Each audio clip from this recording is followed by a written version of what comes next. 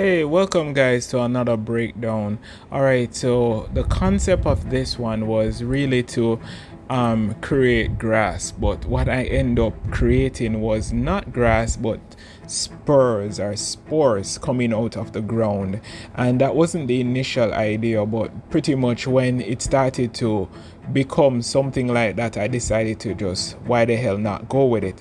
All right, so first things first, what did we do? We created a plane, and in that plane we created a particle and a particle effect and added it to the plane, which is pretty much how you create grass.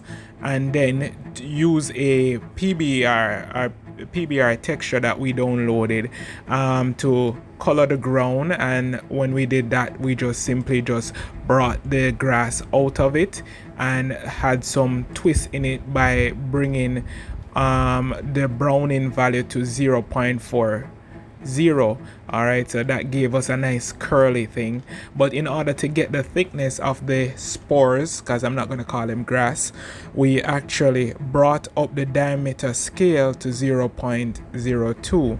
Alrighty, so and then we did some paint job on the car, which was, and this car was downloaded from Turbo Squid.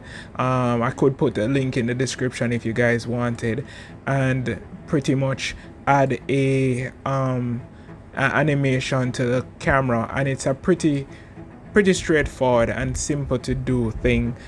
So pretty much that's a breakdown for what the scene is, and pretty much we did a walkthrough with the camera and just zoom in and re-rendered it in cycles. So that's pretty much it for the scene. It's a pretty simple scene, it's not complicated, and you can do it too. And yeah, pretty much it. And if you like something like this and you'll enjoy a video like this, please subscribe and leave something in the comment section of what you do to improve this scene. It's a pretty simple scene. All right guys, see you in the next one.